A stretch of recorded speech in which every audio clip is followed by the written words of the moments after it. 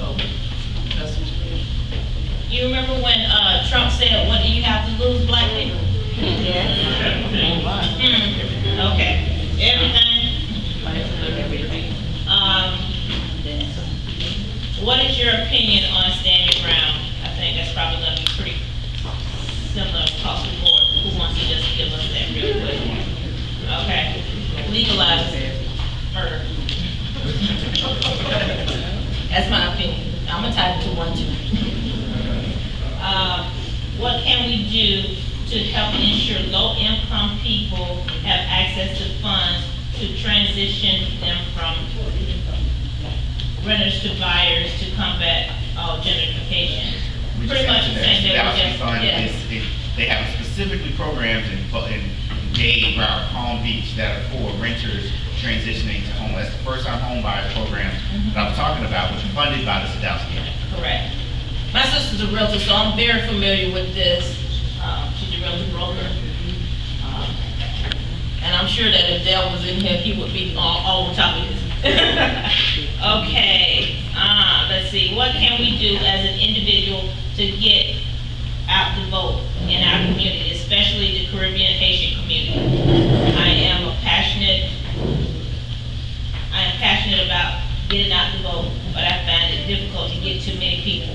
Now, I'm going to plug our initiative again, and I'm going to let you guys, once again, for you guys that don't know, the statewide caucus, we piloted in the primary in a couple of counties up in the Panhandle, our Opposed to the Souls initiative, where we're setting one day that we're asking all of the churches, all of the places of worship to bring their vote by mail ballots to the church, fill them out, put them in those boxes that that the pastor do during pastor anniversary, get one of them boxes and everybody put their ballot in, have one person at that church responsible for taking them to the supervisor elections office the next morning.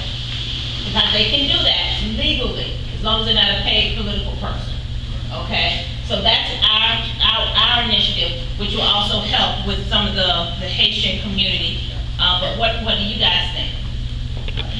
That's it. I'm not a politician, so it's the same thing that you have to take care of your own. Just start with your own family. Just start with the people you know. Start with your next door neighbor. Start with the people that go to the hair salon. Wherever you interact with people and ask them if they're registered to vote, and or if they have to get an absentee ballot. And then you can take them to the polls. The first vote that I ever took at 18 years old, my grandmother took me. And all my cousins, she had a value with push buttons. And she threw us in the car and took us to St. Paul AME Church, and we all voted for Jimmy Carter. So you can do that as well. So just one voter at a time. I'll just go ahead and add to, because Yolanda talked about her grandma, and earlier she said she was speaking to the sisters. So I'm going to just take the posture as a parent. Our teens and our young folks that we tend to focus in on and know that they're growing the largest millennial, the largest voting bloc, but they tend to not perform at the level that they should. And so as a father of I have 5 kids that I've raised, and they range from 4 to 22. And the older ones, what I've learned, although they're grown and they take on that independence, they still need us.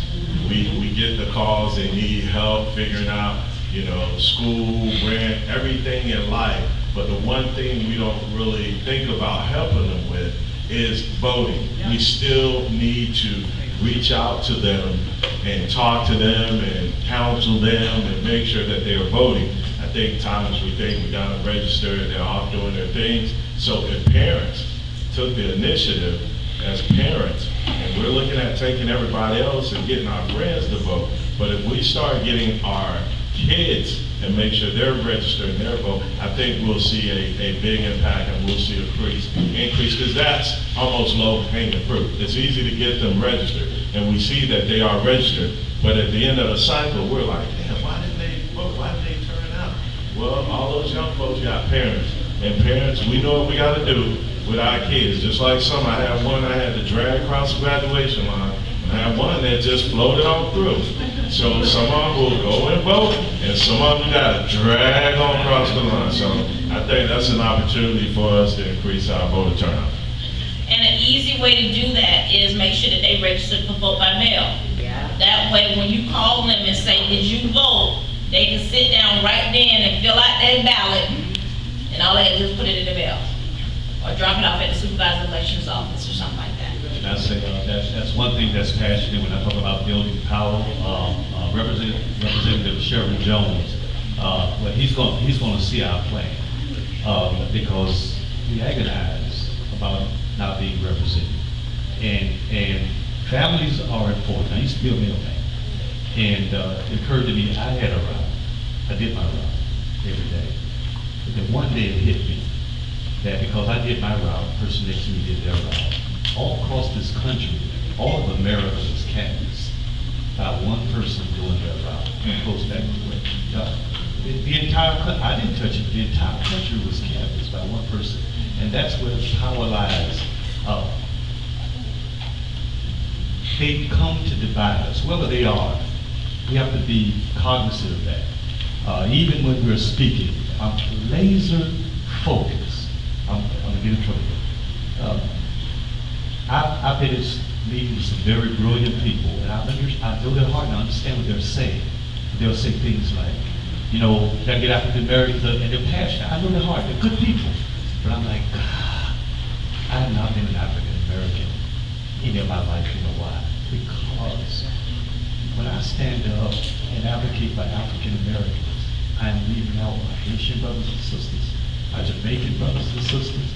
They see me being passionate, but they also know that I'm not talking about, I really am, but I'm not. So when I talk about Andrew Gillum and the Gillum Way, I don't use get African American. I talk about Andrew Gillum and the Gillum Way. I am talking about he is going to help black people, brown people, and people who need their children to eat. So the power in this room comes from giving everyone the opportunity to go to their families. And Sheriff to kick out a plan. So the faces, I want to thank y'all for being here today. The faces that want you here, look for them, because he will contact these faces you trust. And then we'll be able to build this power so we don't have to give it back every 2, 4, 6, 8 years. Thank you. And working with politicians, let's make sure that they direct resources to Haitian radio, the Waves and Caribbean radio, to the handful of newspapers that are oriented toward the minority communities. When we are talking with them and they're saying, what can we do? You know, I'm really kind of tired of this act. I can't count for you, the politicians, that come to me and say, I want you to help me get the black vote. I've been saying to them, you didn't help me get the white vote. Do the same thing that I do to get white votes. You do that to get black votes. Well, what you do then is you hire black people in your campaign. You make sure that people are spending money in the community, hiring the local people to do the canvassing.